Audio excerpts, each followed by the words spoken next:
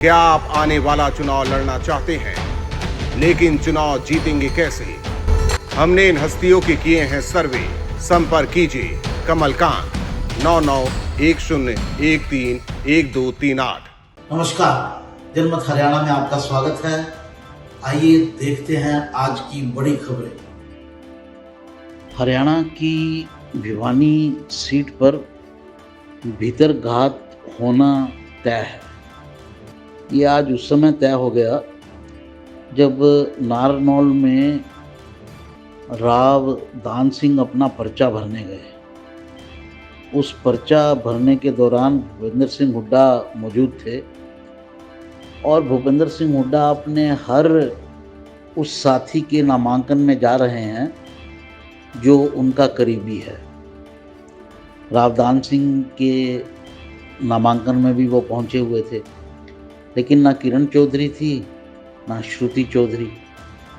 किरण चौधरी और श्रुति चौधरी का ठीक ठाक प्रभाव माना जाता है भिवानी महेंद्रगढ़ सीट पर, क्योंकि वो बंसीलाल परिवार से हैं और जाट नेता हैं, जाट समुदाय से हैं। तो अगर वो पूरा साथ राव दान सिंह का नहीं देती तो राव दान सिंह जीत पाएँ ऐसा मुश्किल लगता है, क्योंकि समीकरण ही नहीं बनेंगे। जब तक तेज कांग्रेस के पक्ष में हवा ना हो तब तो वो जीत सकते हैं, लेकिन अगर ऐसा नहीं है तो फिर उनको बिना किरण चौधरी की मदद के जीतना पॉसिबल नहीं होगा, ऐसा वहाँ के जानकार भी बताते हैं। साथियों, गिरफ्तार हुए नेता चाहे कुछ बोलते रहें, लेकिन कोर्ट से उन्हें कोई रिलीफ नहीं मिल रहा है।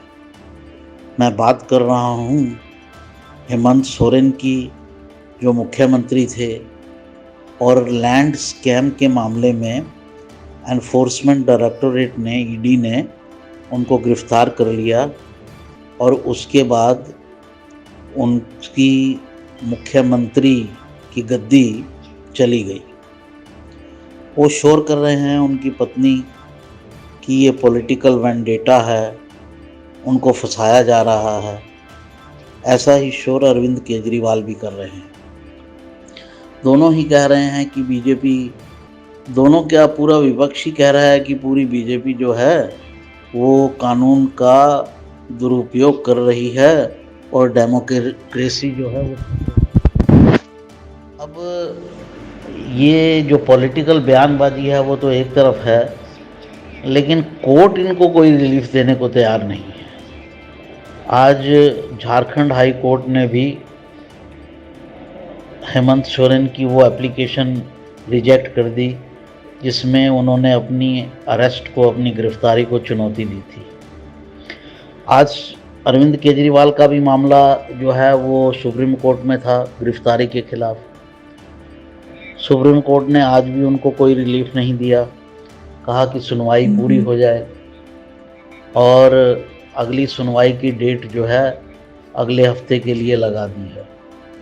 उसको सुनने के बाद अगर सुप्रीम कोर्ट कोई रिलीफ देता है अरविंद केजरीवाल को, तो उसी बिना पर हेमंत सोरेन भी जो हैं वो रिलीफ मांगने सुप्रीम कोर्ट के पास जा सकते हैं।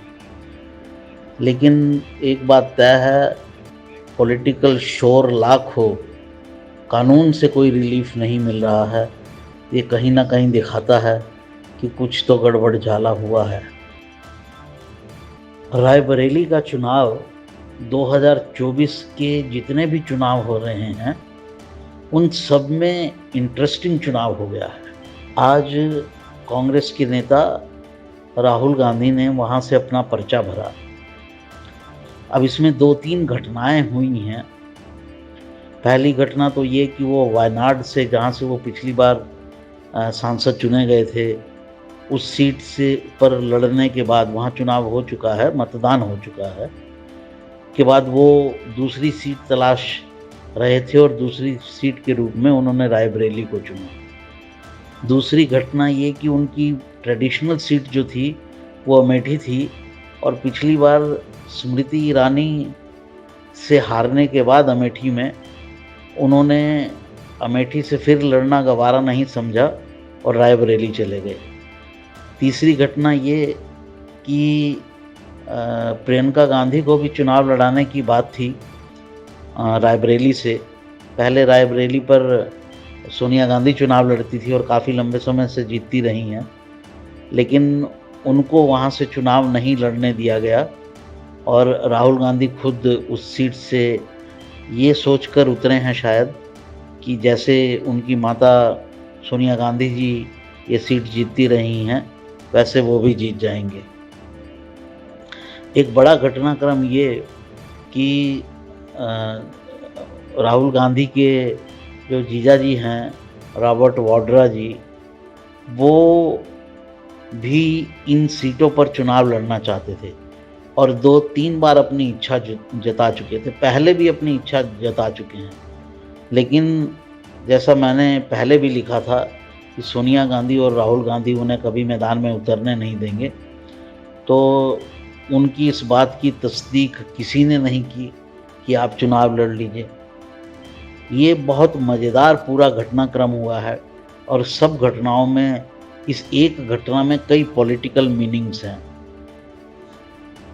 सबसे बड़ी बात यह है कि ये चुनाव सबसे ज़्यादा इंटरेस्टिंग हो जाएगा, सबसे ज़्यादा मज़ेदार एक तरह से हो जाएगा, क्योंकि अगर राहुल गांधी जीतते हैं तो अमेठी के बदले उन्हें एक नई सीट मिल जाएगी और कांग्रेस को यूपी में दम मिलेगा।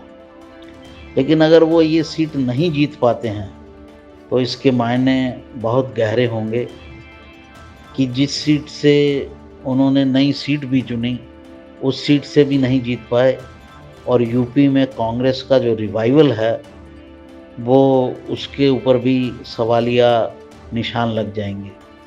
तो घटना एक मायने कई। तो ये थी आज की बड़ी खबरें। फिर मिलते हैं। नमस्कार। हरियाणा की हर राजनीतिक खबर के विश्लेषण के लिए हमारे चैनल जनमत हरियाणा को लाइक, शेयर और सब्सक्राइब करना ना भूलें। साथ ही बेल आइकन को भी प्रेस कर लें ताकि हर वीडियो की अपडेट आप तक पहुंचती रहे।